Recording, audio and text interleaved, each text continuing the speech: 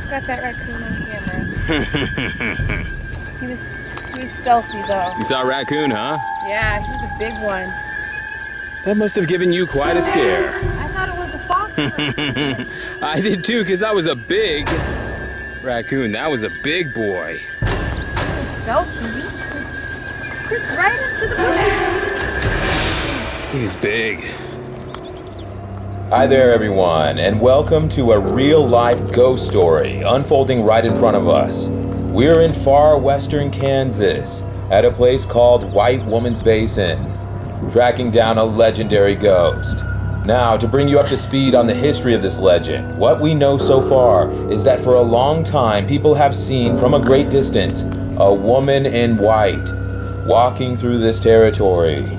Very few people make it out this far, but the ones who have say they have seen a woman in a white dress standing alone on the edge of this basin. We gotta summit this hill. You just turn around and look at me for 1 second. By the way, this legend is over 150 years old, and it began right here in this dry river basin that once had a creek running through it. I think we're closing in. Now, just a warning, this ghost is said to appear like a mirage and then vanish into thin air again.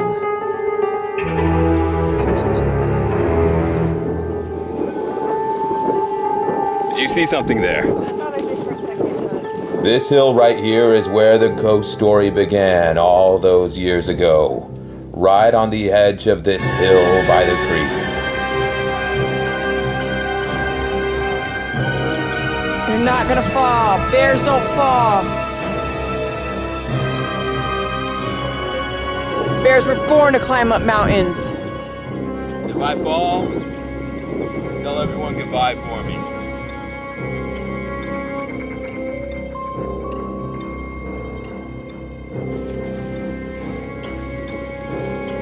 You do this, baby. We'll do it together. Are you doing okay? Yeah. Let's keep going. Oh, thank you.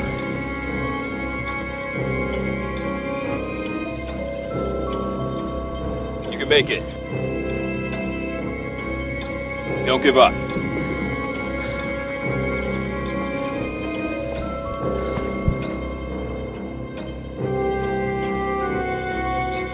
Oh my goodness. Wow. We did it! This should give us a nice overview of the terrain we have to cover. Oh my gosh. From here we can game plan.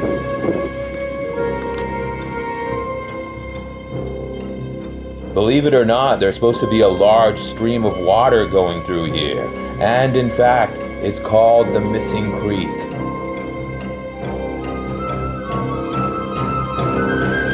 We are continuing forward right now.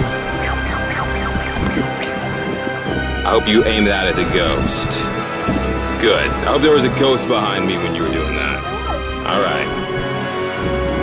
I don't want to use up those battery bullets. I don't want to be the one to turn down the volume on this party, but we are running out of sunlight. And we are far from home. We're far from anywhere. Pretty soon we're gonna be in Ghost World all alone, if you know what I mean. Well guys, on the map there's supposed to be like a huge river going through here. There's not. It almost looks like there is a river that has cut through this valley, but it's just not here. It's dry as a bone. Now, when you look at maps of this area, it shows something called White Woman's Creek. And indeed, if you look over the side of the hill, you can almost see where a very large stream of water cut through this area like a small canyon. And in the 1800s, this was the primary water source of the Cheyenne Indians who rode their horses through this territory. But alas, as we look around now, the creek is nowhere to be found. The watershed which feeds it did not dry out. So the question looms, How does this creek keep vanishing like a ghost?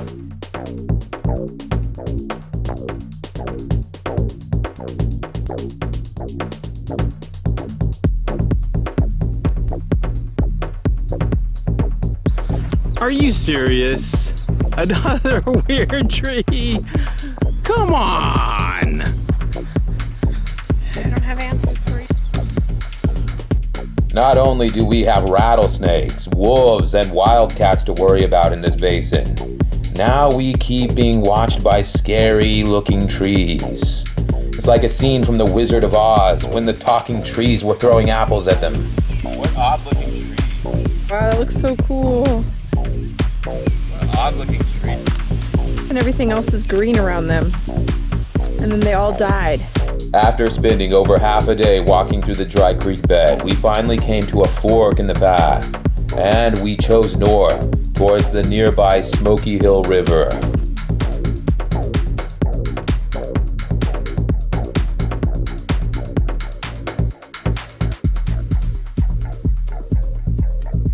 We'll go this way.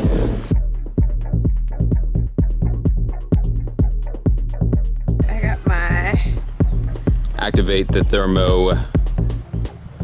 Activate. Maximum stun.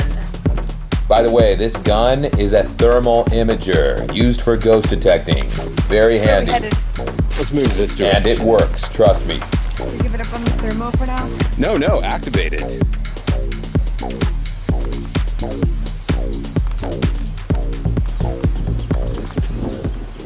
think that is down there. Ooh, wait. What is that? Hold on. Do not lose that lock. Follow that. Do not lose that on your view screen. Where'd it go? oh. Whoa.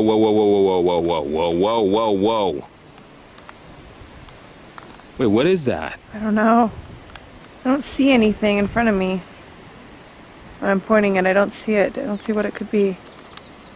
Stay on that. It seems to be moving. I think I know what it is. What is it? I think I know what it is. You think it's a big fish under there? Nope. Is that a turtle? What is that? Is that a turtle? Is that a turtle? It's a turtle. We know the device is working. Don't give up. Oh, please don't find that discouraging. Turtle. That was a turtle, but wait, is that a turtle? Look at it. You can see it. That's a turtle. It's a That big looks like one. a turtle. That's a big turtle. Well, I'm surprised that a reptile showed up on this device, but apparently it works very well. And there he is bobbing in the water. Are we going down there? I don't know if we can go down there. That's sort of a cliff. Yeah. We'll have to look for a different route here because that's a real drop off. That is a cliff. But we're not giving up. Oh, on to the next place then. Yeah.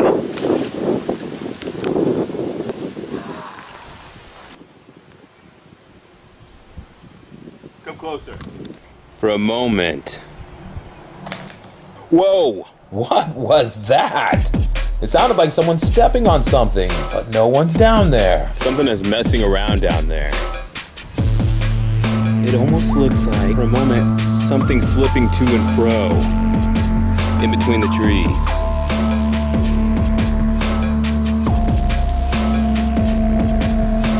It's like something is moving. Whoa.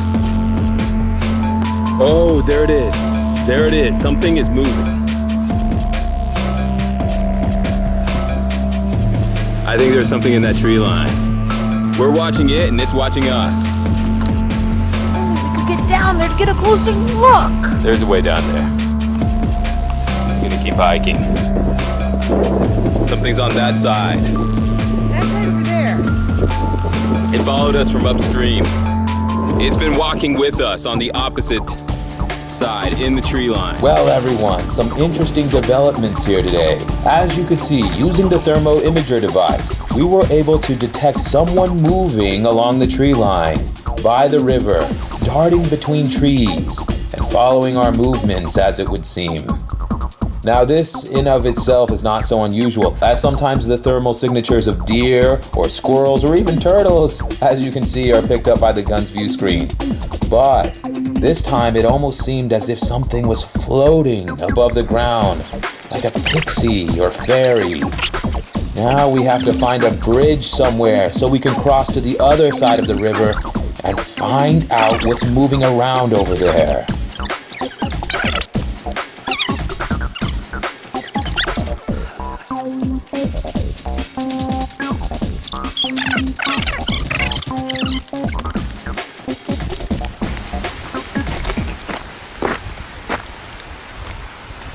We've switched around to the other side. Now we may have turned the tables. We found a way to loop around to the other bank.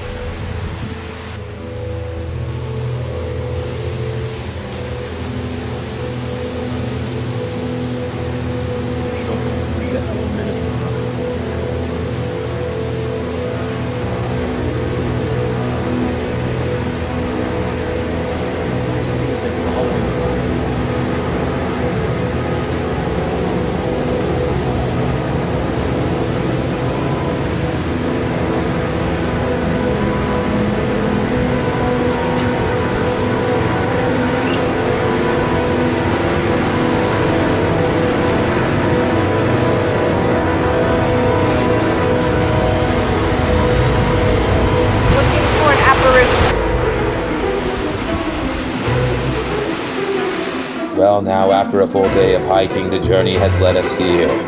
This waterway, in this county, where for over 150 years people have encountered the white woman's ghost. The question is, will it show? Will we be the newest believers of this legend? Oh, wow. You see dead center. Yeah, I see it, I see it, I see it.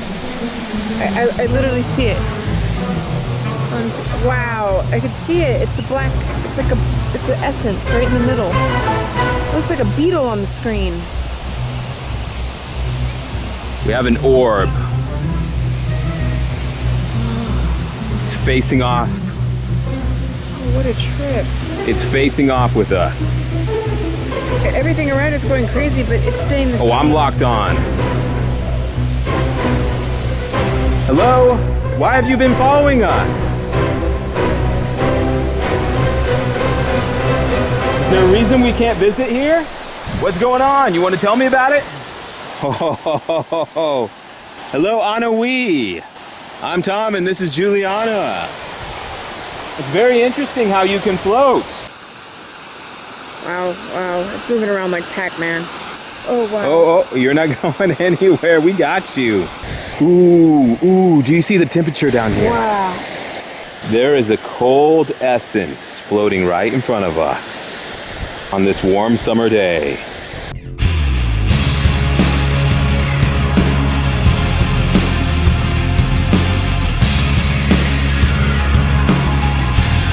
Hello everyone, and welcome to a special edition. This spring and summer, we've been traveling all across the western part of the state of Kansas, exploring ghost towns, haunted houses, and also visiting spots of historic note. And we'll be sharing some of our insights and possible theories along the way. Our journey begins in Inman, Kansas, just west of Wichita, with the legend of Sinkhole Sam.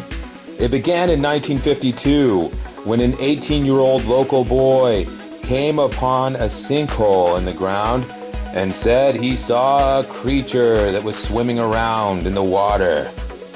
It sort of looked like a snake, but it was long, and I mean really long. Word of this Leviathan quickly spread, and within days, a columnist from the Salina Journal newspaper named Ernest Dewey, accompanied by an amateur citizen scientist named Erasmus P. Quattlebaum, visited the site and published a news piece describing the beast as something resembling an earthworm, but in excess of 30 feet long. The buzz about Sinkhole Sam continued spreading, and in 1953, a lady reporter from the Kansas City Star newspaper interviewed townspeople who attested to seeing the worm-like creature floating in the murky water of the dark hole. And in 1967, a group of armed men who believed something was eating their farm animals went to Inman Lake as vigilantes to hunt for Sinkhole Sam, but alas, found nothing. The 15-foot wide sinkhole is still in existence to this day. Quite a ways away in Wallace County is another famous opening in the ground surrounded with notoriety. It's called the Monster Sinkhole, and it happened on July 26, 2013, when motorists traveling north up Highway 27 heard a thunderous boom, and then approached a cloud of thick and smoky dust. When the air cleared, they were shocked to see on the side of the road an enormous crater, a chasm 200 feet wide and 100 feet deep. Geologists say the monster sinkhole, as news reports coined it, was caused by the earth caving in on itself. However, some residents in the nearby town of Sharon Springs believe it was actually a meteorite which hit the earth that day, and the government is covering it up for some reason. The field was cordoned off, and travelers were advised against using Highway 27. Nevertheless, the monster sinkhole has become a very popular roadside attraction for sightseers to marvel at. Another famous roadside attraction is Flower Pot Mountain, a conspicuously shaped mound of earth west of Medicine Lodge, Kansas. It's something of a geological oddity because the tall hill of gypsum rock is top-heavy and almost looks like an enormous flower pot. The hill is also famous for a modern archaeological discovery called the Flower Pot Mountain Book. It's a leather-bound journal, apparently from the Old West, which a cattle rancher found atop the hill beneath an old tree. The author of this diary is unnamed, but it seems to be an early 1800 settler, and his personal writings about his journey of pioneering across the West in a covered wagon, and his thoughts about daily life on the prairie. However, the book is well known for its chilling final entry. The last page says only 2 words: Indians nearby. In modern times, Flower Pot Mountain has become known as a scary and perhaps dangerous place because of a strange cult which frequents there. People who have driven down the long and winding perpendicular dirt road tell of seeing men in brightly colored robes carrying torches up the hill on their way to some sort of ritual. Recently online, someone came forward claiming to be from a druidic order and saying it's entirely innocent, as they only assemble there to honor Mother Nature. But the people of Medicine Lodge aren't buying this cover story, and they believe it's actually witchcraft, as nearby ranchers in their fields have come across imagery used in the worship of Satan, including upside-down crosses and a pentagram scorched into the side of a hill with fire. About 20 miles northwards of there is Medicine River Road, a 30-mile-long diagonal byway with 3 cities all in a row: Bluff City, Lake City, and Sun City.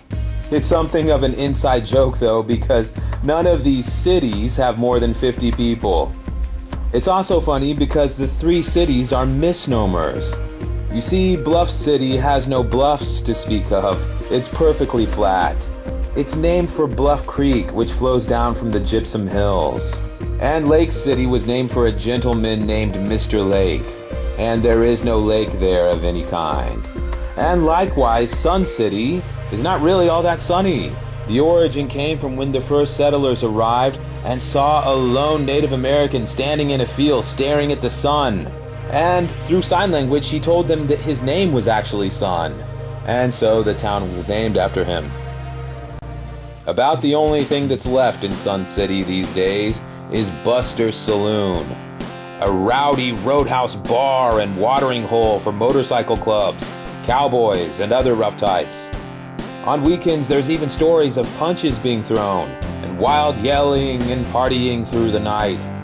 This is something of a town tradition, you see, because back in the days of the Wild West, Sun City became a stronghold of desperados, namely the Bill Cook Gang, which was active in robbing trains and stagecoaches in the 1890s and had several famous members, including Cherokee Bill, who began his career as a hired bounty hunter for the hanging judge of Oklahoma, and C.C. Peppard, who's known for his last stand at high noon on the streets of Dodge City in a showdown with Wyatt Earp, and the Bronco-busting outlaw Skeeter Balding, who was buried in the town cemetery. Also buried in Sun City, some believe, is the stolen loot Bill Cook spoke of in his jail cell, where he died unexpectedly in 1900, following the sudden perishings of remaining gang members Jim French and the Verdigris Kid, and leaving some wondering if their ill-gotten gold remains unretrieved to this day. Another band of outlaws also operating in this territory in the 1890s was the Doolin-Dalton Gang, also known as the Wild Bunch, a criminal band recomprised by the last two escaping members of the Dalton Gang, Bill Doolin and Bill Dalton, who were watching the getaway horses when the rest of their crew was wiped out during a bank robbery in southern Kansas on October 5th, 1892. Doolin and Dalton escaped by riding southward behind the lines of dangerous Indian territory in Oklahoma, but shortly thereafter they began robbing banks and trains at small towns like Cimarron, Kansas and Spearville, Kansas, leading Marshal Heck Thomas to believe their secret point of operations was centralized somewhere in southwestern Kansas. And in the 20th century, beneath a house on a hill once owned by the younger sister of the Dalton family, at Meade, Kansas, was discovered a secret chamber entrance beneath ground, complete with a 100-foot-long escape tunnel, which was certainly used by her outlaw brothers. And also raising questions of whether a chest of stolen money could be hiding somewhere thereabouts too. Although rumors of outlaw gold abound in this territory, there is one story of buried treasure that is very much true and is verified to exist. It's called the Lost Treasure of Hamilton County. It began one day in the late 1800s at a stagecoach station on a lonely road between the tiny towns of Syracuse and Midway in far western Kansas. A random cowboy came along and stopped at the station to rest his horse, and stayed for a couple of hours making general conversation with Felix Goldman, the station clerk. Eventually, the cowboy climbed up in his saddle and rode away. But later that afternoon, Felix was carrying a bucket outside and saw something that terrified him. Down the road, about 1 mile in the distance, he saw a tiny speck in the road and realized it was a man sitting on a horse. It was the cowboy. That night, Felix Goldman sent an urgent telegraph to Wells Fargo Bank, advising his fear that he was being staked out and to please send a marshal quickly. The message also said not to worry, because he had taken the payroll box outside by cover of night and buried it in a safe spot. 2 days later, when help finally arrived, Felix Goldman was found dead on the station floor. Later, when a bandit named James Tolliver was apprehended with monogrammed items belonging to Goldman, he confessed to the shooting and said that he had torn the station apart looking for the strong box of money, but found nothing. The station's $17,000 in gold coins, stored in a metal box, are now valued to be at least $250,000. And as you can imagine, the half-mile radius of featureless plain surrounding the station has been scoured by authorities and treasure seekers alike, to no avail, as it is assumed that Goldman probably paced off his steps with a compass and left no clues behind for the bandit to use. Not far away, in the farthest southern corner of Kansas, is the Cimarron National Grassland, a 100,000-acre range of untouched prairie, which is administered by the United States Forest Service. The Cimarron, as it's called, is the largest area of public land in Kansas, wherein lies another buried treasure mystery called the Knife of Jedediah, which is searched for by many visitors to the public park. However, unlike other sought-after treasures, this trophy is hunted after not because of monetary value, but because of its historical significance. You see, the mythical knife belonged to Jedediah Smith, a trailblazing explorer and frontierman. You probably know him as the inspiration for the Simpsons cartoon character Jebediah Springfield.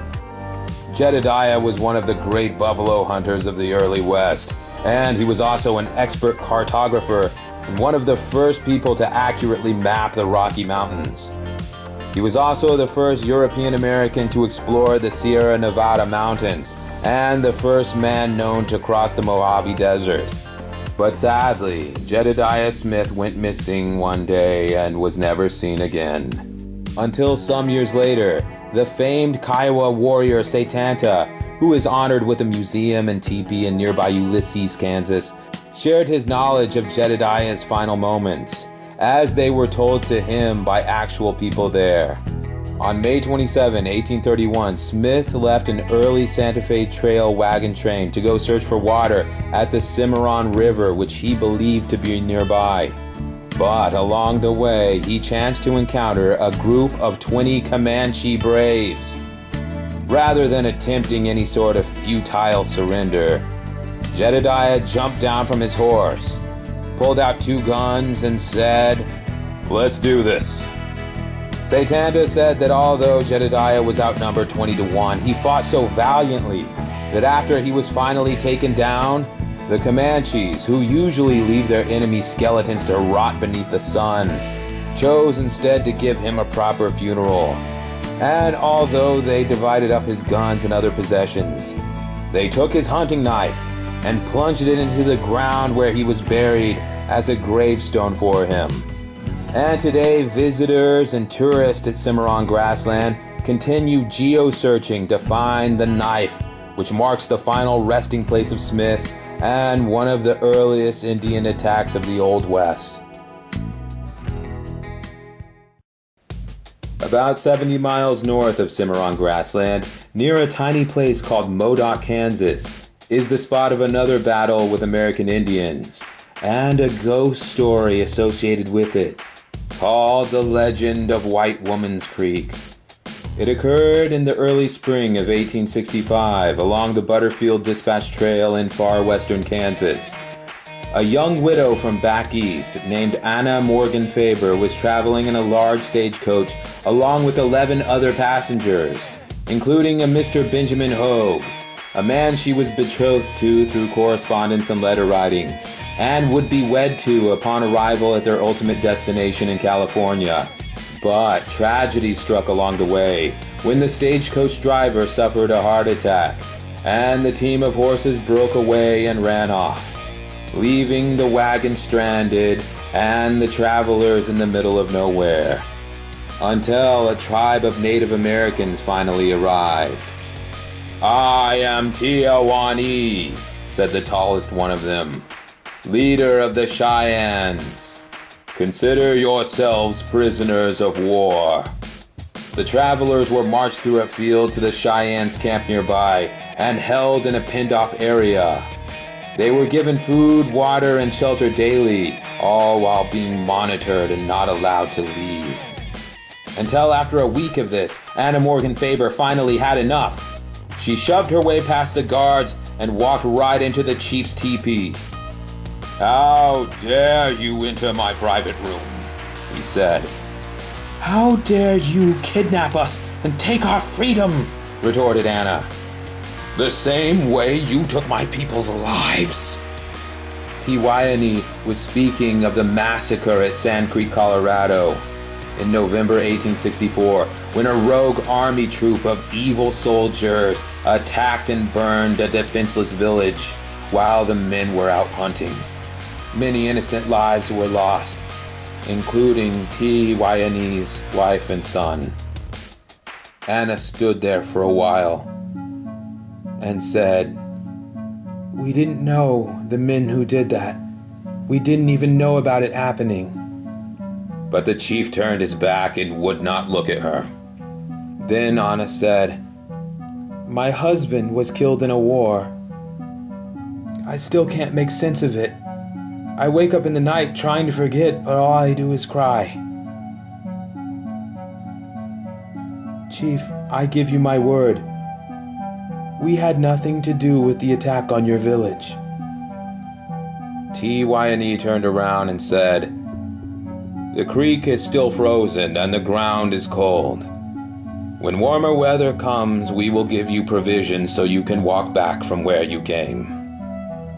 Good night, Annawi." Her eyes widened in surprise. "Who told you my name is Anna?" "Nobody," he said. "In my language, Annawi means soft medicine." The following morning, the rules were relaxed, and the coach travelers were allowed to move freely about the camp. And in short order, they were making friends with the outgoing and inquisitive Cheyennes, building campfires together and telling stories, and even learning how to do crafts together. Some weeks later, when the cold weather finally passed, it was time for the tribe to migrate north with a buffalo herd. T.Y.N.E. offered his guests food and water and instructions how to get to Fort Wallace, an army outpost about 30 miles away.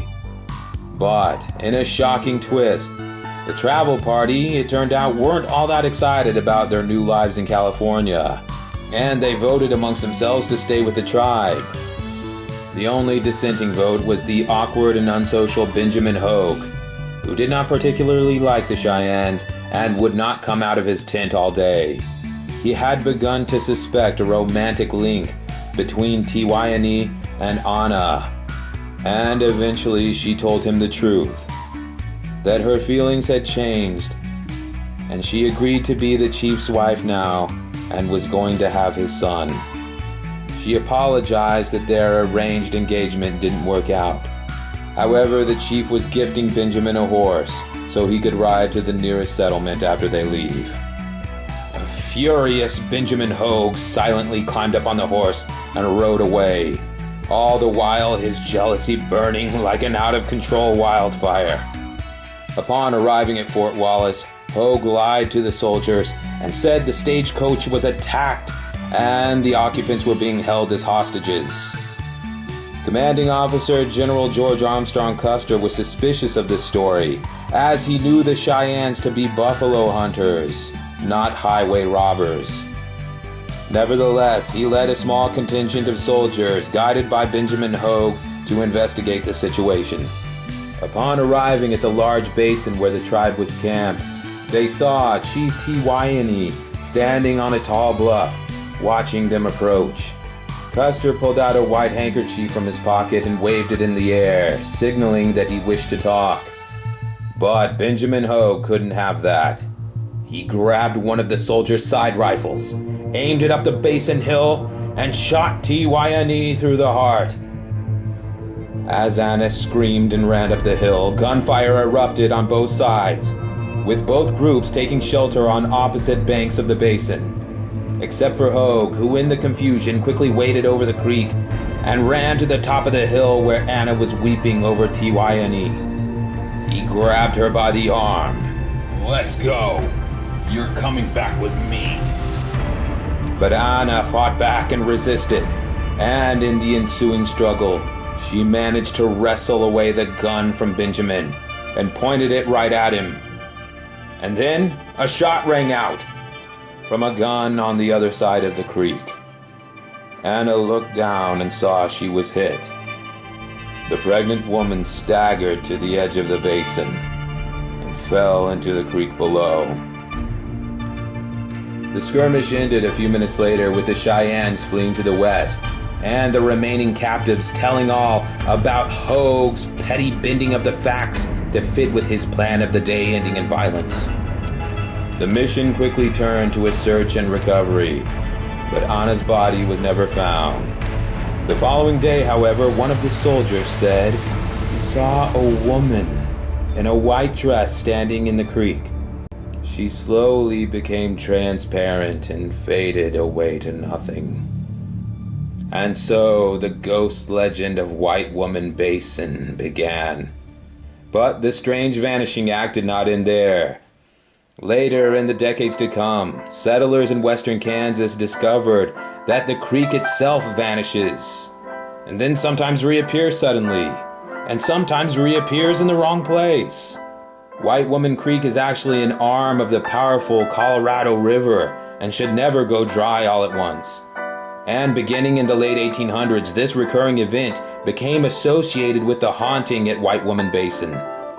However, there is one haunting in this territory, so horrifying it has become known as the Ghost of West Kansas. It takes place 80 miles south of White Woman Basin at a completely separate location called the Big Basin, a crater-like depression in the middle of a large terrain, 1 mile wide and over 100 feet deep. In the 1880s, pioneers traveling west made an incredible discovery there. At the bottom of this place is a hole filled with water, but this water is different. It never runs out. No matter how arid the conditions, no matter how bad a drought is, or how many years it goes on, this well never goes dry. People in covered wagons christened it St. Jacob's Well, because just as in Bible stories of old, it served as an oasis in the desert. But travelers were warned to be careful while descending the giant crater, should you not tumble into the well, which is believed to be a bottomless pit. And perhaps that's how it came to be the ghost at Jacob's Well, also known as the Cowboy Specter. The tale began in 1890 when a lone rider visiting the waterhole said a ghost-like cowboy came rising up from the dark waters of the pool. Later, other people told of seeing a face in the well. The theory is it could be a poor soul that fell into the pit and swam as he may could not make his way to the top again. A mystery which we will be investigating on this edition of the show. And also we will be sharing with you some of our highway adventures along the way, ending with our confrontation of the cowboy ghost at Jacob's Well. Now, please sit back and enjoy. Well, everyone, we hope you enjoy this little field trip we're taking you on here. Now, this is the itty-bitty town of Corbin, which is a small place right along the Oklahoma border in southern Kansas. And we just like this old fire station that's here. Look at that chair sitting out front. Well, apparently somebody just liked to sit out by the street and watch the day go by, didn't they? And this here is the town of Honeywell, which was an old gunfighting town. And there was actually a large gunfight which occurred here back in the 1800s, in which a couple of U.S. Marshals walked into the town saloon at the same time that a couple of wanted outlaws did. And there was a huge shootout. It's very famous. And now this is the town of Caldwell, also along the Oklahoma border. And this was a stopping point for the Chisholm Cattle Trail. And so it's a big cowboy town from back in the 1800s. This is the Last Chance Saloon here, also dating back over 100 years. And it really was the last chance you had before going to the no man's land to the west or to the south. That was your last chance to get a beer before who knows what would happen. And so it was kind of a wild territory. Look at this Radio Shack. You don't see those very much. Now this is Carniero, Kansas, which is a town that was settled by sheep herders long ago. And the word Carniero means sheep in Latin, and this is the old general store. Look at this building. Oh, so much time has gone by. Well, that's been sitting empty a long time. This is Dorrance, Kansas. We really like this town. Wow, look at this old building. There's a tree growing in it. Actually, a number of trees growing in there. It's like a jungle. And as you can see, Dorrance is just one of these classic towns. Look at that water fountain. This is actually the city hall. building, beautiful building. And we like Dorrance very much. Look at this house. It looks like somewhere an elf would live. Well, that's actually a liquor store. And this is Brookville, Kansas. That's actually the old elementary school. And it looks like somebody has taken up residence there. They turned it into a house. Brookville is such a sweet town. Look at that park. And if you look at this building right here, this is actually a bar, or it was supposed to be. It used to be a building called the Brookville Hotel and Restaurant, which left town, but then somebody purchased the building and wanted to turn it into a Taj Mahal style building. I don't think it ever opened. It didn't really work out, but you get the idea. It was supposed to be kind of a roadside building that had kind of a Mediterranean flair. Now this right by the highway here is an old gas station, as you can see by the barriers out front. I think it's been out of business quite some time, but it really has that 1950s look too. Look at this building. Oh, whoa, something went by the window there. Was that a ghost? No, I'm kidding. But there is actually a ghost story associated with Brookville here. It's a personal story of mine. Back in the 1990s, there was a family that we knew through our church that had moved into Brookville. They were actually from Florida, but they inherited their great-great-grandmother's house when she passed away. And it was just a big house they could all fit in. It wasn't like a mansion per se, it was just one of these big old houses. And I guess things weren't going so well in Florida for them, so they just moved to Kansas even though they didn't have a connection here. But our family and their family, we had children all the same ages, and so we became very close. And I was a teenager at this time and friends with the other teenage children, and one of them, his name was David. He told me that there was a ghost in his bedroom. A ghost would appear at night. And at first, he was telling me about it, he would see a face on the wall and in the darkness. And at first I was thinking sleep paralysis, you know, even though I'm a teenager back then, I was just very dismissive of it. But he told me to come up to his bedroom, and he showed me on the wall, the wallpaper, there was a circle area there that was dark. It was darker than other things, and also he said, put your hand against it, and the material was different.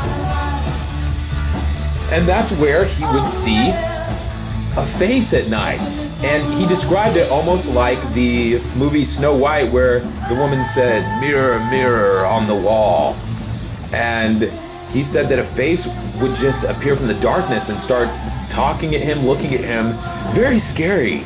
Maybe he just saw the movie Snow White and that imprinted onto his consciousness. By the way, this little dog was following us around all day, and it's like Toto. He's a little Toto dog. Well, he just wanted to come along for the action all day. But anyway, yes, he followed around. He said, I'm coming with you. I don't want to miss out on the adventure. And Brookville is quite a town here. It's very close to Salina, where I grew up. It's about 18 miles west of there, but it really has that. It's close to a city, but it still has that small town feeling to it. Now, this is a town that's between Salina and Brookville. This is Bavaria. Such a strange name of a town. There's really not much there, but this is the old high school. Kind of crazy looking, isn't it? And it just has that look that it could be in the TV show Stranger Things or something like that. Look at this old bridge. Oh, I love old railroad bridges like this. It's just the feeling of walking down a bridge. You feel like you're riding the rails. Now, this is a town right by the Oklahoma border called Drury, and there is a ghost story associated with this town. This is a ghost town. There's nothing much left there, but it actually used to be a really prime location with a lot going on there, but it was destroyed in a flood. The town, this is the Ninsaka River here, and it was destroyed. It destroyed the town in the mid-20th century, and it's believed that there is a curse associated with that because the town founder's wife was actually a Native American woman named Drury. The town was named for her, and according to the legend, this is an old hotel and gas station of the town here. As you can see, it's been wiped out and abandoned for some time. According to legend, this woman, Drury, was a witch, and she became very angry when the Osage Indians were asked to leave Kansas because of prejudice of a small amount of people. They were forced out of Kansas even though they had never caused any problems for anyone. Well, this incited her anger, and it said that she used witchcraft to place a curse on the town, and the town flooded, the buildings were destroyed, and also there was a fire. Following that, they tried to rebuild, but then there was a large fire by the river that destroyed the mill, and the town was never the same again. The town here was also a filming location of a motion picture in 1980, a movie called Americana, starring David Carradine, and it was the story of a Vietnam veteran who was lost and wandering across Middle America, and a scene in the movie was filmed right on that bridge. That's an old bridge that used to exist there, in which he drove a train. He drove an out-of-control train across the tracks there, and the bridge has collapsed since then. Look at this cauldron that I found. So interesting that this town is famous for a witch that cursed it, and I found this tiny small cauldron that can just fit into your hands. You know, I picked it up to take it with me, but then I started thinking, wait, could this really be a witch's item? And I decided I better leave it here. So I put it back on the sandbank of the river, and I said, I think I'll leave that there. I don't want it coming home with me. Now, this is a town in western Kansas called Nashville.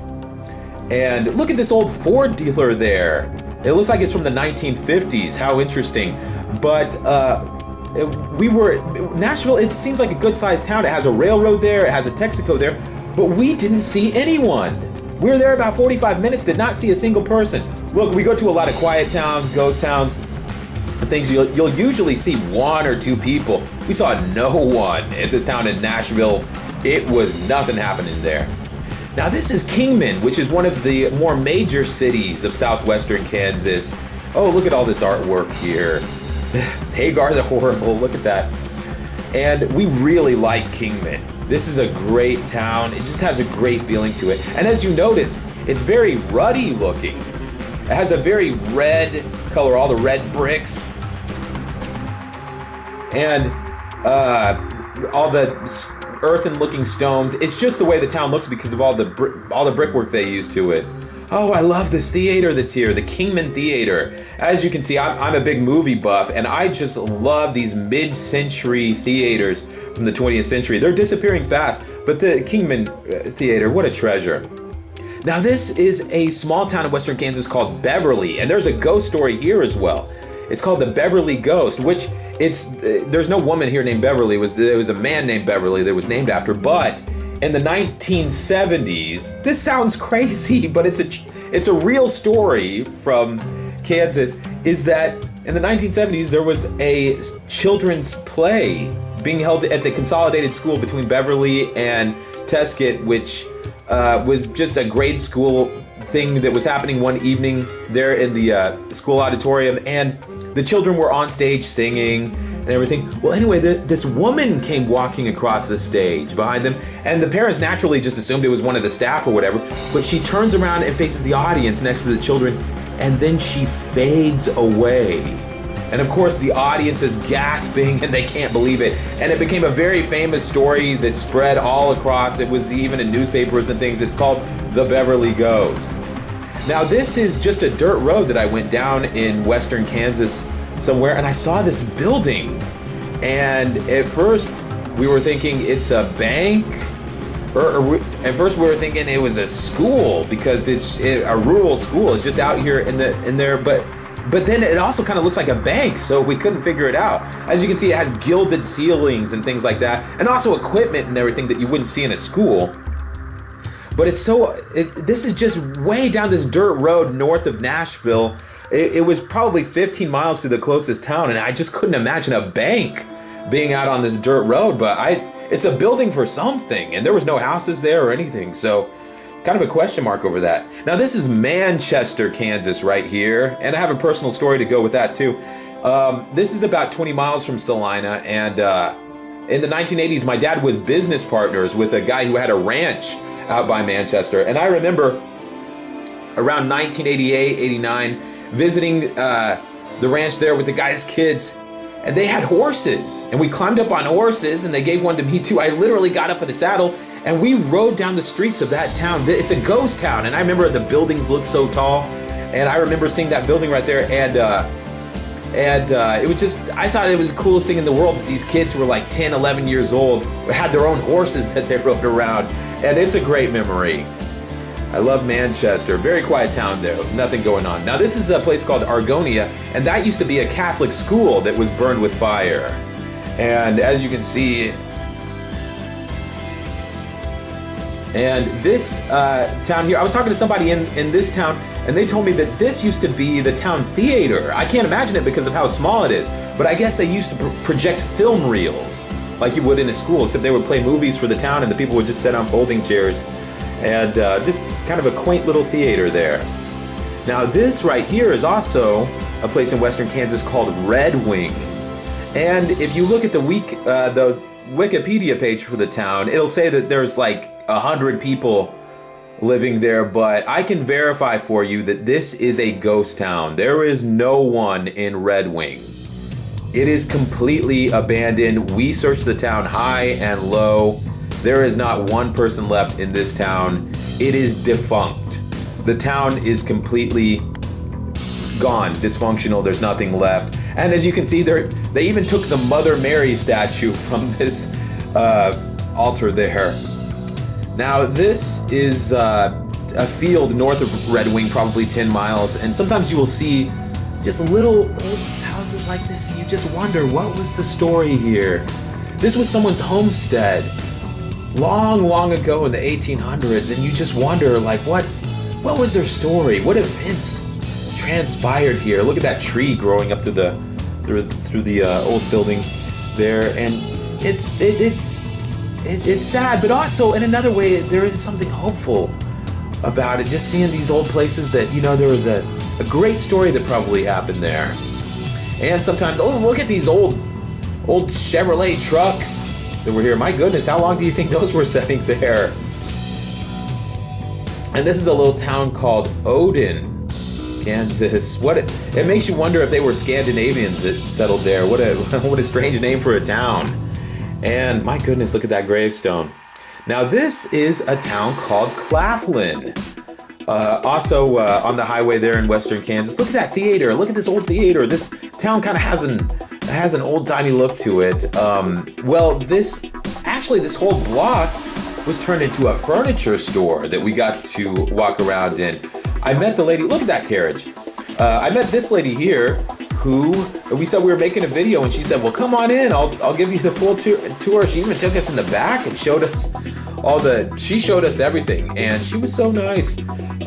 She is the owner of this store and said that it's actually the largest furniture store on the highway between Denver and Kansas City, which I found hard to believe, but once you started walking around in there, it really was just this enormous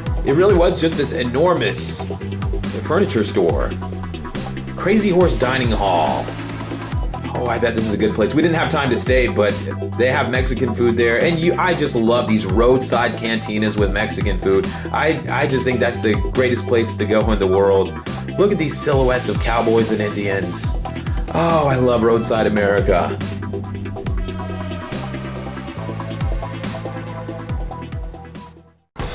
After a full morning of driving down hot and dusty dirt roads, we came across this sign for Buster Saloon. And yes, those are bullet holes in the sign. A little worrisome, I'll be honest with you, but it's lunchtime, and we're hungry and thirsty, so what choice do we have? Cool.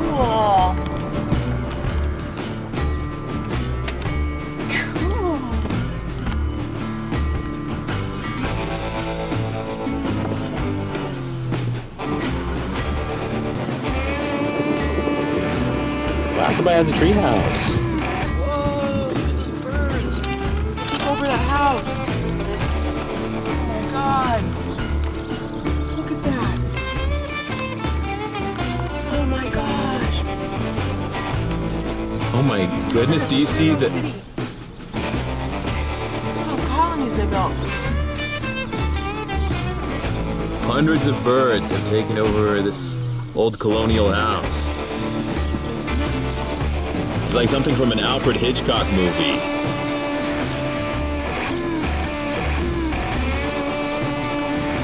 My goodness, you couldn't even attempt to go in there. Those birds would be merciless. My goodness.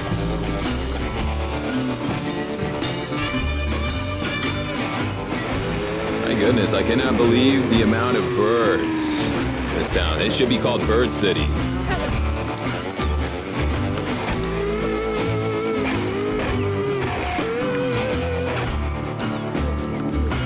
An inordinate amount of birds.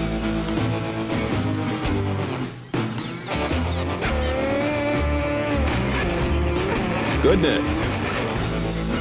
This is Bird Central around here. Wow. And I'd just like to welcome you to Sun City. Or as it's now known, Bird Town. And I would just like to welcome all of you to Sun City. What a fun sign. Well, we've been greeted by hundreds of birds. What an exciting moment this is for me personally, to be able to walk the same city streets as the Bill Cook gang of Western lore. We got puppy dogs getting ready to go into Buster's Saloon.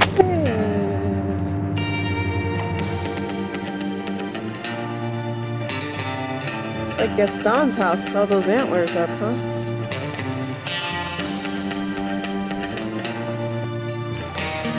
Fire. Are you serious? It's an old fire. Oh, this looks like a toy. It does. It almost looks like an old automobile. It does. This is the old Buster's mobile. Busterville.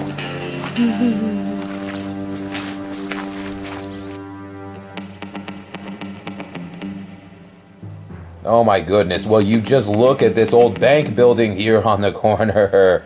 And by the way, we took a peek inside and saw that it's interconnected with Buster's Saloon now. And there's pool tables and bar stools inside. And by the way, Buster's is also a hunting outfitters. Apparently the original owner of Buster's liked hunting for dangerous animals like mountain lions. Sun City also used to have an annual rodeo outside town called Mac McLean's Roundup. It began 100 years ago in 1922 and lasted until 1938. And they have a dunk tank in the front. Cool antlers. That's so your horse can get a curry. That's for the horses to take up at. Are you kidding me, right? An official greeter here. So cute. Have an official greeter. Oh, hi, sweetheart. Thanks for saying hi. Well, he's happy to see you. Hello, thank you so much.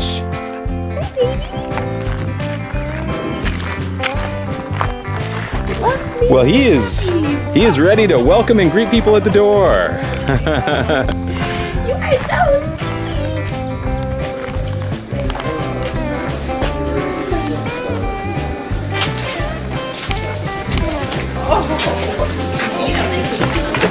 Oh yeah.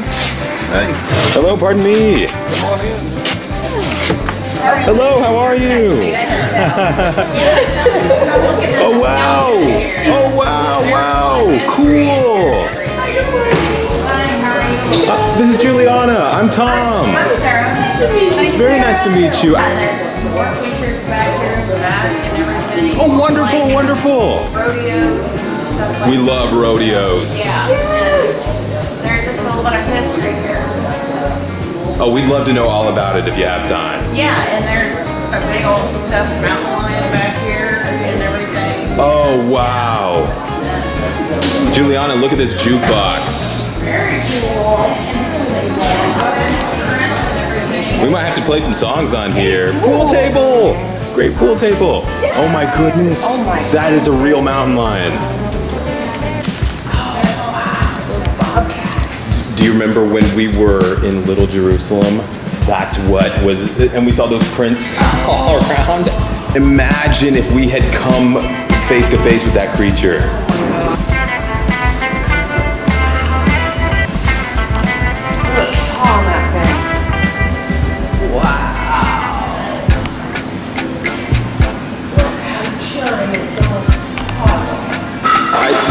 just don't see how a person would stand a chance against this creature. This thing was following right behind us in Little Jerusalem. Can you believe that?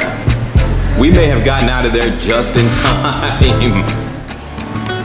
It says Buster's, established in 1946. Look at these old Wild West pictures. Can you believe it?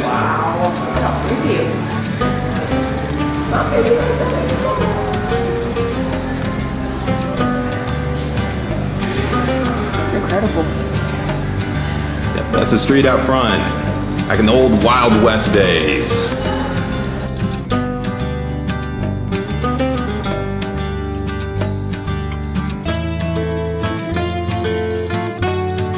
Do you see that this right here, that's Buster's. Oh my. That's Buster's back in the old days. And that's what it looks like now. It says dedicated to McLean's Sun City Rodeo. It's a poem written in 1929 about the Sun City Rodeo. Very nice. There's a noted spot in Kansas, down by the City of the Sun, where once a year cowboys gather and have their old time fun of roping, tying, and bulldogging and busting the Broncos wild. This is a rodeo place. There we go.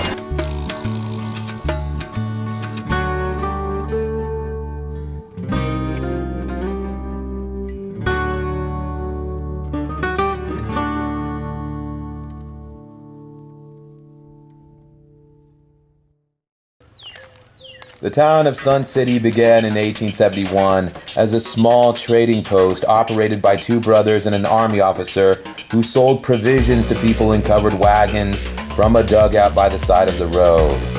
The first person to build a home here was one Colonel Griffin, a Civil War officer who came to the area to hunt buffalo. He was killed by Comanche Indians the following summer, and over the next 3 years, 40 people would be cut down by the deadly Comanches who roamed the prairie south of Sun City. Most of the victims were travelers on their way to New Mexico and unfortunately got picked off in this dangerous leg of the journey and were never seen again. In 1873, a group of 60 pioneers settled in Sun City and built their own various homes. But at night, the entire town would sleep together in a sod bunker house called the Stockade, which was guarded all night by men taking shifts in rifle pits. From 1873 to 1874, the Comanches continued terrorizing the stakeholders between the Cimarron and Medicine Lodge rivers, until finally being entreated by their neighbors, the Kiowas, to abide by the treaty signed at Medicine Lodge in 1867 and resettling 200 miles south at Lawton, Oklahoma, in exchange for cash payments from the Indian Peace Commission. And for the next 10 years, Sun City flourished in this peaceful time period until the afternoon of Saturday, April 24th, 1883, when a cyclone hit the town, so powerful it blew away many houses, and also gravestones from the cemetery were lifted in the air and carried away. The town, which had 500 citizens at the time, suddenly dipped in population, and today is barely a speck on the map. Well, although we've enjoyed our visit to Sun City, it is time to leave. But before we go, we want to stop and pay our remembrance to a Western legend. And yes, I mean Buster Hathaway. C.A. Hathaway, also known as Buster, was a hunter, a cowboy, and also a World War II veteran. Buster married his wife Alma on July 4th, 1941, and they operated the town saloon together for 50 years. And right now we'd like to pause and honor them for a few moments, if you don't mind.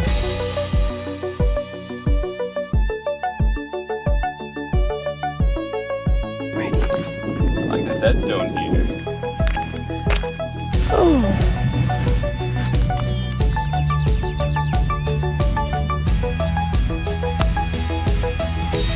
Like an old Western gentleman. It's laid to rest here. We're here today to pay our respects to Buster.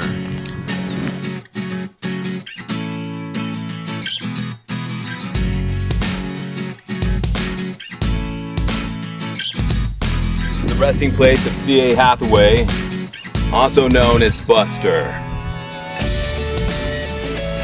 And we've just come to visit. How fitting that a bobcat should be on his stuff. Yes. Beautiful image of a bobcat. And we just visited Buster's Saloon. Man is an icon of Sun City. And here is where her nickname was Sis. Sis and Buster. Oh. They were married on July 4th, 1941. And Alma helped Buster operate Buster's Saloon for 50 years. Wow. Now, this is the town of Diamond Springs, which was named because of Diamond Creek, which was a place that early pioneers discovered, and they watered their cattle there. It was used for wagon drives as a watering stop. And as you can see, this is a ghost town. There's really nothing left. There's a couple of farms down the road, and you will see hay bales and things like that, but there is no one living here. And in fact, there's something of a tragic story that goes with the town. You can see burned wood there. Back in the 1800s, this was a small, very small town, but it did have residents that were living here. Well, anyway, this was well after the Civil War, but Confederate bandits were still riding around the countryside, bullying people and beating people up. Well, one day some Confederate thugs rode into the town of Diamond Springs here, and they robbed the general store, which was the building you just saw, and they actually shot the shopkeep. And then they set fire to the town and burned a lot of it down, and the town was never the same after that. And sadly, the shopkeeper is buried here, the one that was attacked by those criminals. And this is Diamond Creek here, and you can see why it's named Diamond Creek. Look how it shimmers. Look at that, how the black water just glimmers like a diamond. How wonderful. Now this is the town of Neosho Falls, which is named because it was built right next to the Neosho River. This is also a ghost town. You see, there was the Great Flood of 1951, an enormous flood right by the river here that just obliterated the town. What you're looking at now was the town high school. And it was a massive flood that just wiped everything out, as you can see. I think you can even see how high the water went. It was just this terrible event that happened. Neosho is an Osage Indian word that means dark spinning, and I think it's a very accurate name. You can get an idea of the power of that river, the dark spinning. Maybe it was almost even like a warning about the river, but you can actually see bits and pieces of things that came from the river that were carried into houses and buildings here. If you'll notice around the corner, do you see that opening?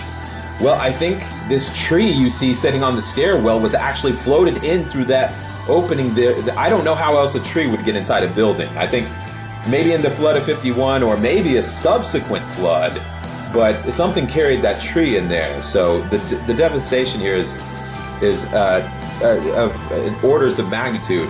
But Neosho is also famous for its connection to the rock band Kansas, the 1970s hard rock band. Well, back in their early days, they traveled around the countryside, going from bar to bar in this area. Excuse me. In their early days, they were playing just shows at bars and things like that for like $50, and they lived in their bus that they had. They didn't have a house. They were too poor, and they would literally just sleep in their van. And well, anyway, they pulled over at this town, Neosho Falls, which was a ghost town at this point, and they just stopped there for the night, and they leaned back in their seats and just put their coats over their eyes to go to sleep. Well, the story is they started hearing voices of people talking and whispering, and it wasn't a joke because they were all hearing it. And well, anyway, they got very scared and left. They turned on the bus and drove away from the town, but that memory lasted with them. Well, in 1988, they recorded a concept album called In the Spirit of Things, which they researched the town of Neosho Falls, and they wanted to tell the story of this town where they heard ghost voices. They heard people talking in the night, even though there was no people in this town. So it's it's something of a spooky story, but also kind of a happy ending because it inspired them to tell the story of this town, which was destroyed in this flood. And not far away from there is the town of Cottonwood Falls, which is by the Cottonwood River. And this is kind of an art hub. As you can see, there's artwork that is inspired by the Great Prairie here. This is called the Flint Hills, this area, and this is right next to an area called Tallgrass Prairie, where it's just miles and miles of expansive prairie, and it's very popular with painters, as you can see, and people that collect art love coming here. And so it's kind of an artistic town. And also you can see the beautiful courthouse at the end of Main Street here. This is actually a French design, and it's one of the most beautiful courthouses that you will ever see. Now this is a department store in downtown Cottonwood Falls that has Western regalia. Look at these Western toys for children, and it has all the Western clothes you would want, even saddles and things like that. Here is the Keller Feed and Wine Company, which is a little shop here that has sandwiches and French fries. So good. And this lady here, I think, was actually the owner. She was very nice. And just wonderful food there. Roast beef sandwiches and things like that. Now this is the Chase County Historical Museum, which most small towns have a little museum like this. But this one is of special note because this has an exhibit for Newt Rockne, who was a very famous football coach for Notre Dame. And he's actually one of the most iconic people in football history. And he died in a plane crash about 10 miles away from town here, as you can see, and there's a picture of it. This occurred in 1931, and what happened was his plane, this is in the early days of aviation, his plane was put together with glue, if you can believe that. There's the memorial out in the field. Well, they were flying through fog or something like that, and the adhesive that was used on the plane, which was glue, it just melted or started coming undone, and the plane just fell apart in the sky and crashed to earth. It's very sad. It landed in this very lonely field way, way, way out in the middle of nowhere. Just hit the ground, exploded, just obliterated it. And as you can see, there's a DVD here of a movie starring Ronald Reagan called The Newt Rockne Story. And it was a very popular movie. That's where the famous line from the 1980s came from, associated with Ronald Reagan, where he said, "Win one for the Gipper." Now this is a little town called Bazaar, and as you see, the hill is black there. Well, that's because there was actually wildfires on this day. We saw a number of grass fires spreading. Now sometimes they do have controlled burns out in the pastures of the Midwest, but in this instance, these were wildfires that started spreading. It was a day of fires, and there just wasn't enough firefighters to get them under control. And so it's very sad. They actually burned barns and people's hay bales and people's property. You can see it right by the road here. This is scary if you're driving by. My goodness. Imagine seeing that on a highway coming right at you. Very frightening. And also, if you look in the sky, it filled it with just smoke. I mean, there are some clouds in the sky there, but then there's just these clouds of smoke everywhere. Well, right here, you can also see it in the distance. We were attempting to walk to the site of Newt Rockne's plane crash, which is about a 3-mile walk. It is not easy to get to. There's no road that goes to it. And as you look at this, it's like walking across the surface of Mars or something. Look at this burned field here. But thankfully, the Newt Rockne site was preserved here. It wasn't burned. So lonely, the spot where the plane crashed. And it wasn't found for over a day because it's just way out in the middle of nowhere. It took a long time for anyone to find it. But the good news is, it's very sad here, but the good news is, do you see these beautiful horses?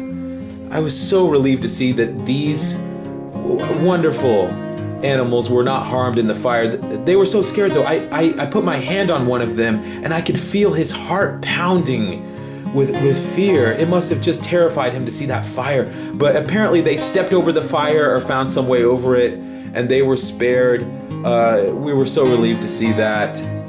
Now, right by the roadside here, I saw this tombstone, this large tombstone facing the dirt road that said Worthy Enoch. And it was from 1922, this big, beautiful basalt that just said Worthy Enoch on it. I don't know if that was someone's name. I don't think so. I think it was a description. Somebody was remembered as Worthy Enoch. That's just something that stuck with me. I would love to know more about that tombstone there. This is the town of Teeterville, Kansas, right here, which was a boom town of the. I think it started around 1900 and lasted until 1940 when the oil well that they discovered there went dry. But there was, I think, about 200 people that lived in this town in the early part of the 20th century, and they just left when the oil well wasn't there anymore. And because the Flint Hills are so windy, their little ramshackle houses that they have there kind of blew away. I mean, you can find pieces of wood and things like that laying around, and you will see the foundation of the houses and buildings at this place, but it's basically just gone. It's gone with the wind. And right here you can see something of a monolith standing there. This is kind of a famous spot called Teeter Rock, which was also named after the town's founder, and it appears to be just this large chunk of flint, which I don't know the story there. It looks like somebody just picked it up and shoved it into the ground somehow, but it is a strange place. Now, looking at this, you probably think it is city lights we're seeing in the distance. That is the wildfire. Ah, what an amazing summer day this was, racing against a freight train on the open highway. Not far from here is Kismet, Kansas, where there is a hairpin turn called the Archelon Crossing. And there in 1938, a train engine and 12 cars flew off the tracks and into the Cimarron River below during a raging storm. The following year, a new bridge was built, 1,268 feet long and standing 113 feet in the air. Truly a marvel of large-scale engineering. After its construction, it was named Samson of the Cimarron because the sound of this beast can be heard roaring and echoing through the river valley for miles like a mighty giant.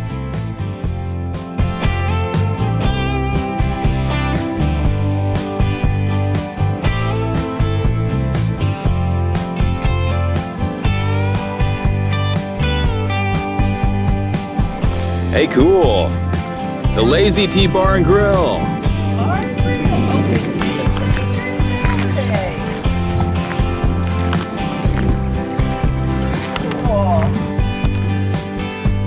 I bet this is a great place to grab some steak fries. 511. Which, as you know, is my favorite dinner.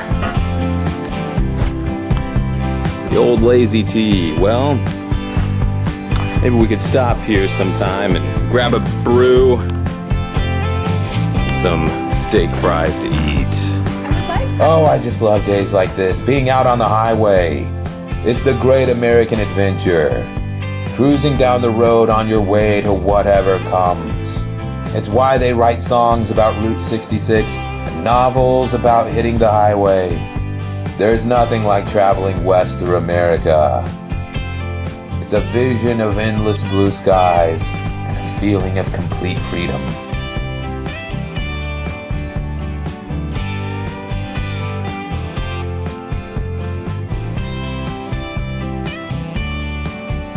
Now this is an unusual place to say the least. It's called Lucas, Kansas, and what you're looking at right now is an exhibit called the Garden of Eden.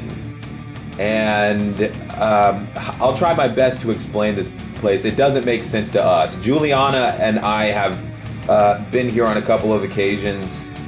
It is a place that was owned by a Civil War veteran in the late 1800s, and this was his home. But then he started taking rebar and concrete and building these bizarre-looking statues in his yard.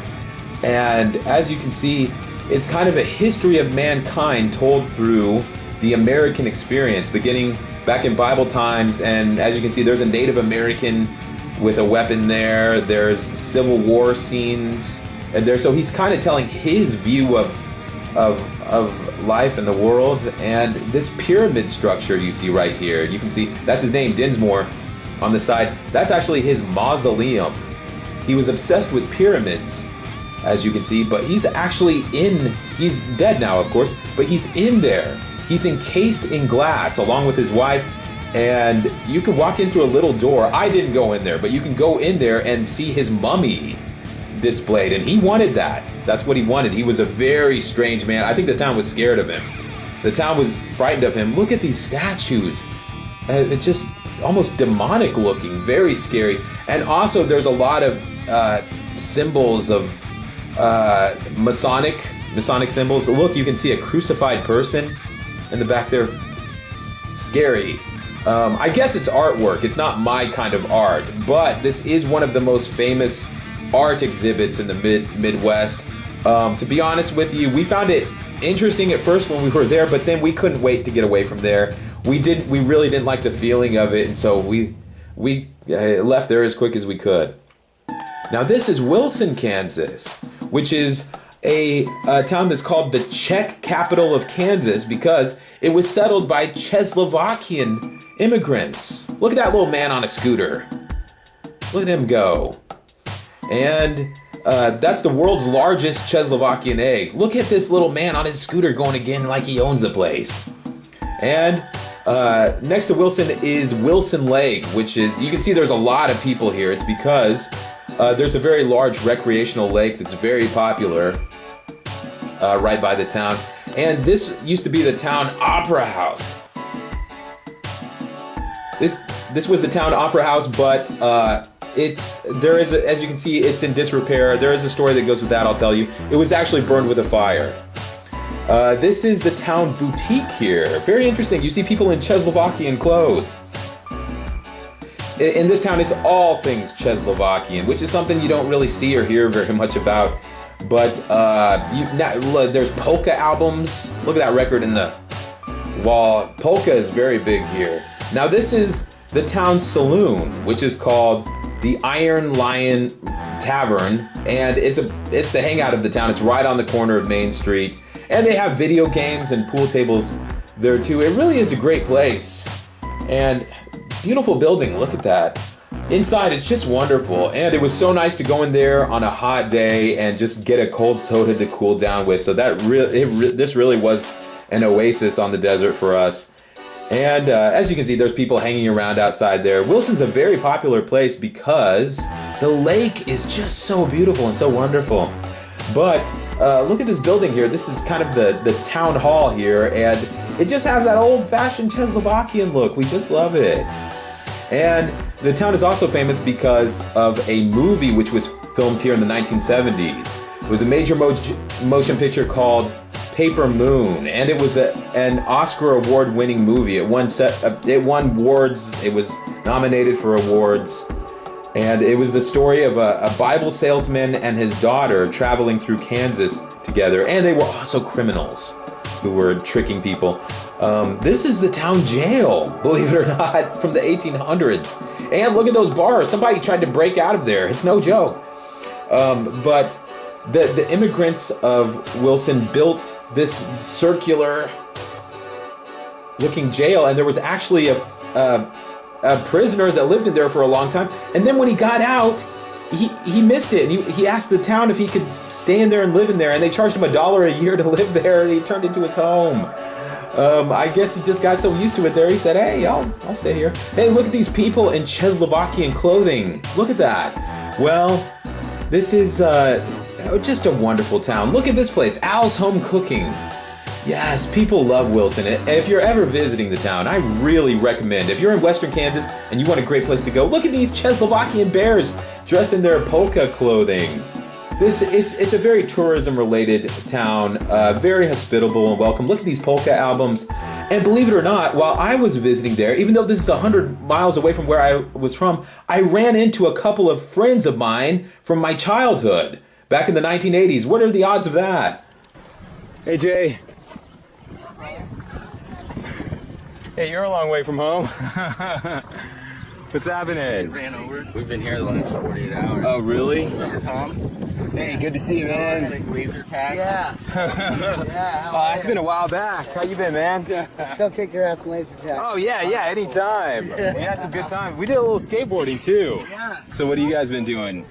We went out to, boys, coming a little bit closer from the road. We went out to Wilson Lake. Spent a couple days out there. Oh, I love the lake. Got a campsite. Oh, yeah. Now, was this the Opera House, or am I missing the Opera House?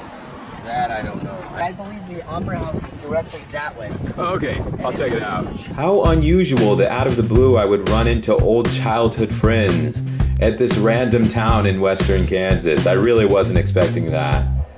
Now this is the town hotel, which is called the Midland Railroad Hotel. And it began in the 1800s, and there was a large fire here, I think in 1897, which almost destroyed the entire hotel. And there is a ghost story associated with that. The legend goes that there was a doll inside here, a children's doll which was burned with fire and then came back to life and now haunts the hotel. It's crazy, but that is the story. And you saw the Paper Moon movie poster here. Well, during the filming of that movie, the cast actually stayed at this hotel. And wow, look at that. And talking with my friends, I did find out, unfortunately, that the town's opera house was that ruined building we saw over there, and it was burned with fire, unfortunately, which was disappointing because we were wanting to go on a tour of the opera house there. Very sad. But the good news is it's being rebuilt. The town is not giving up on the building and scrapping it. They say, we will build the opera house again. It will return to its former glory. So hopefully we can come back to here, the Czech capital of Kansas. We love this place. And if you're ever touring the area, we really recommend you visit here. Now, about 35 miles south of there is another town. And this is Dubuque, Kansas, which, as you can see, is a ghost town. There's maybe 5 houses left here in the town, and as you can see, this is the town church, which there is a ghost story associated with too. Apparently in the 1940s and 50s, there was a pastor at this church who began turning evil, and he started giving wicked sermons, saying that bad was good and good is bad. And the parishioners, it just kept getting worse and worse to where they couldn't listen to this anymore.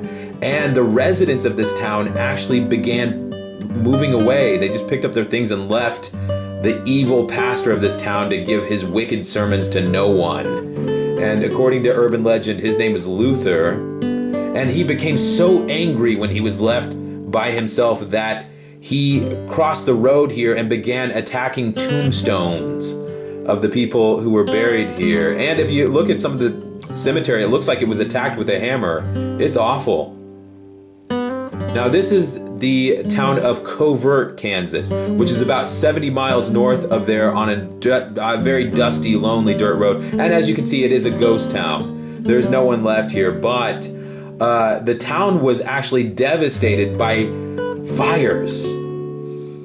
And it's also said to be a haunted place because over and over and over again, there were 6 major fires here that happened within a period of 25 years.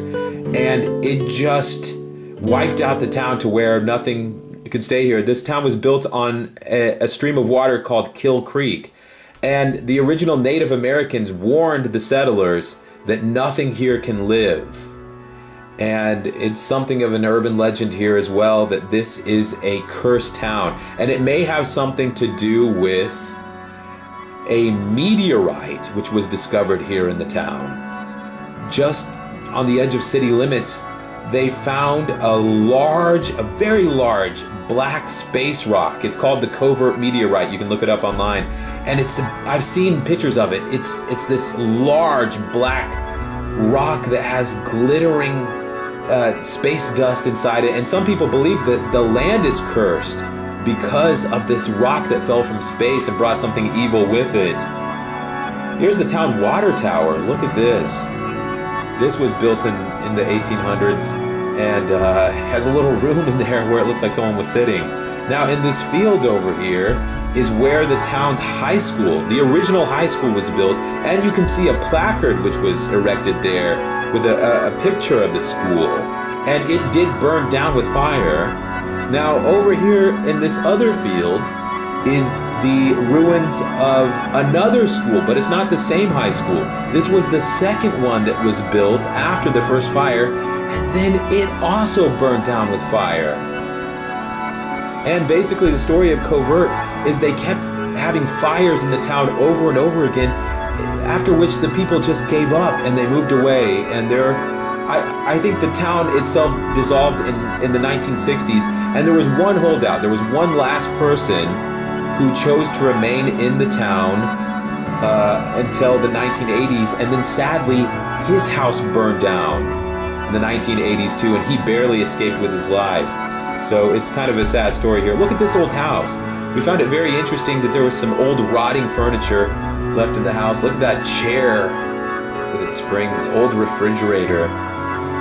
And we even found an old television set over here in the corner. This is a television set maybe from the 1950s or 60s. Look at those old appliances. And it was just so strange to find this, that you see the TV screen there in the old parts in the back. That has been there a long time. Very sad that the people, and the house has crumbled away to nothing. But this is called the Legend of Kill Creek because the Native Americans, they actually warned the people that animals, nothing, everything that comes here dies. And as you can see, the town, which has been abandoned for decades now, there is nothing left. Very scary and sad. As we have continued for over 2 hours, rolling down U.S. Route 160 in southwestern Kansas, we begin to approach a vast depression in the earth called the Big Basin. It's a 1,000-acre wide area with a humongous ravine in its interior called the Big Basin. This crater in the Great Prairie, which is approximately circular and almost a mile wide, was actually created in the very recent geological past by a process called solution subsidence, when groundwater introduced to the area gained access and began to dissolve underground deposits of salt, gypsum, and limestone. The overlaying layers of rock and minerals then subsided to fill the volume vacated by water-soluble deposits. This process is still ongoing, and as we speak, it's believed there are large cavities beneath the ground in western Kansas, being carved out by subterranean water streams, fed by the Cimarron and Smoky Hill rivers, at times causing sinkholes, and very possibly unknown chambers below ground.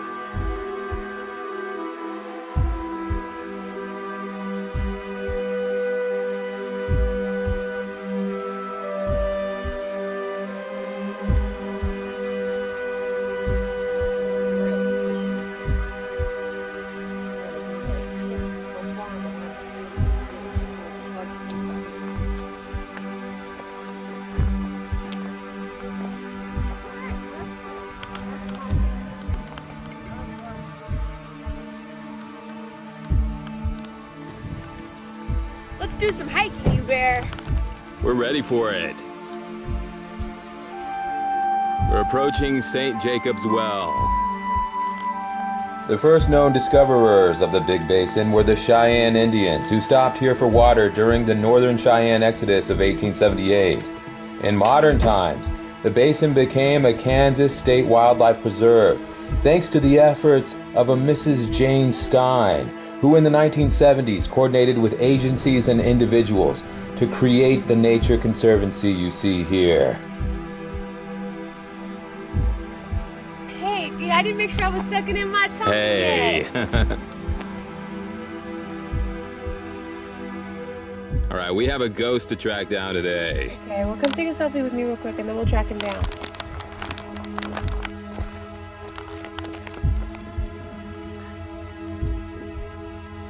Well, what do you think of the big basin here? I think it's full of rich wildlife. Seen some buggies, huh? Well, you know what? Nothing's gonna stop us. Because we're on a mission. And I believe the trail leads this way. Down directly into the big basin, where we will find Jacob's Well.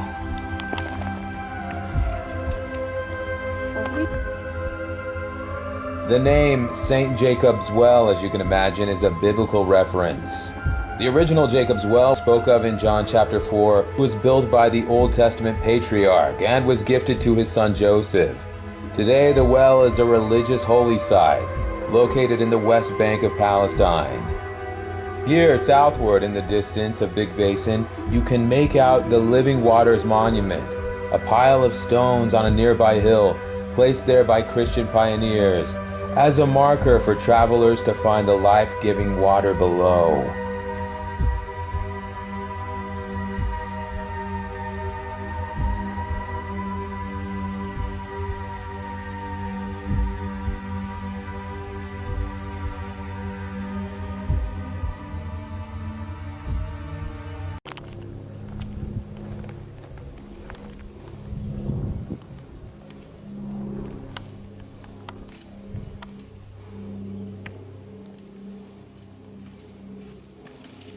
I'm looking for snakes. I'm not just looking for... I understand. Yep, we gotta keep an eye out for snakes around here. You don't want to run into one out here. We also have to watch out for ghosts. Remember, we're about 100 feet away from one of the most haunted places in Kansas. St. Jacob's Well is reputed to be one of the most haunted places in the entire Midwest. And it's been featured in ghost stories, ghost books. All right, this is it. By the way, you don't want to fall over here. The thing about St. Jacob's Well, it has no bottom. It's amazing. They say Jacob's Well has no bottom. It just keeps plunging forever like the ocean. But it's just this unusual hole appearing in the ground. Please be so careful. The ghost could come out of anywhere at any moment. It has scared so many people.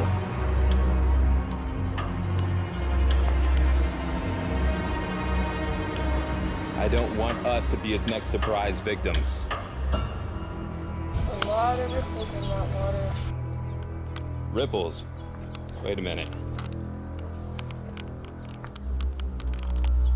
For a moment there, we thought we saw ripples, like something moving beneath the waters. Could it be a wormish creature like Sinkhole Sam? Or something worse? Oh my goodness, it's a disaster down here. Boy, this doesn't look like anything from the old days. That's an old deserted well.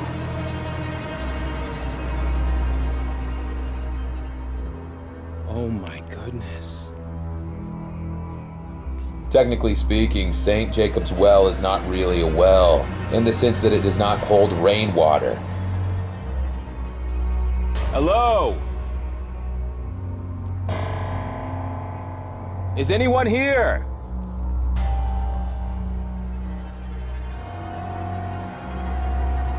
Are you here? It was at this moment we realized, what if someone answered? What if a ghost really was here and came rising up from the water? What could we do? Oh my goodness. Do you see these turtles? Yeah. They must eat good. There's 4 of them. There's a lot of bugs out here. Boy, they are not even moving.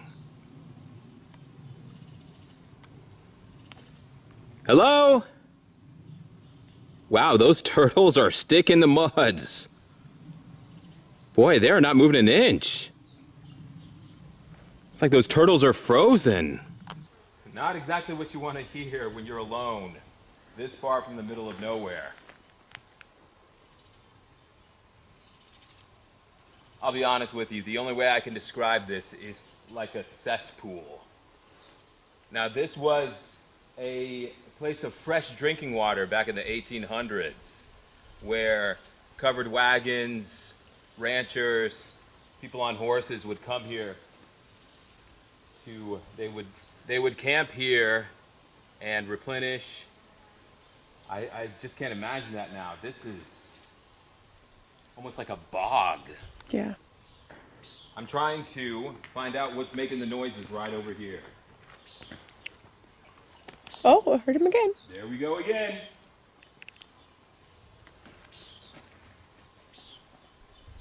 It's also very strange. We see turtles that are sitting here in the green muck, and it's like they're frozen. They're not even moving. They haven't even moved their heads to look at us. Yeah, it's true. Maybe they're asleep, or maybe they just don't care.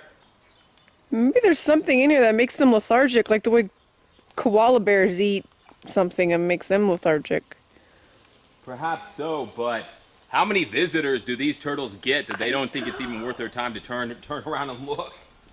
I thought you'd be more interested in having someone visit you. Well, we have a bird that's very interested here. It doesn't smell bad. It smells...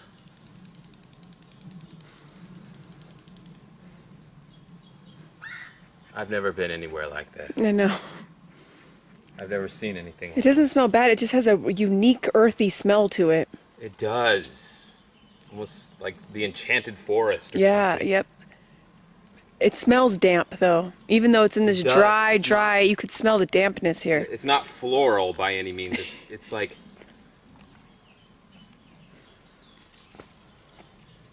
almost smells like a car freshener or something.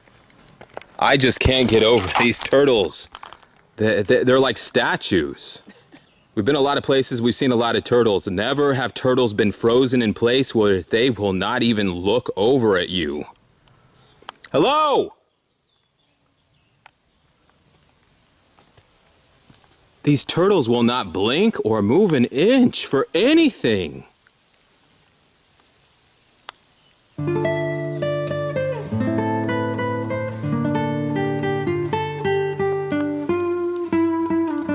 What a strange place. Well, we'd like to thank you all for coming along with us on this amazing journey across hundreds of miles of roads and highways on the Great Plains. We traveled out here to solve some mysteries, and I think we actually may have done just that. After visiting St. Jacob's Well and finding clues here, it's our belief that the ghost of Western Kansas may be an hallucination caused by toxins or minerals in St. Jacob's Well. Although pioneers at campfires would typically boil water before drinking, it's entirely imaginable that a thirsty cowboy in the hot sun would drink without this precaution and became affected like the hypnotized turtles that we just saw. Or even a cowboy suffering desert madness who saw his own face reflected in the dark waters of the pool and thought it was a ghost looking back at him. We may have solved other interconnecting mysteries here too, including the monster sinkhole of Sharon Springs, likely an underground cavern carved out by the nearby Smoky Hill River, and the worm creature Sinkhole Sam. Probably was an earthworm, which can grow over 20 feet in length, and it floated up from an underground cavern. But we're most happy to report we've solved the mystery of White Woman Creek. It goes missing intermittently because it disappears down into the subterranean catacombs.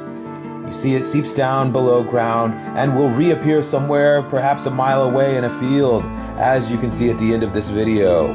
And we researched this online and verified that it is true. Anyway, some cases were solved this summer, but more mysteries are still out there. And thanks for joining us. Bye for now.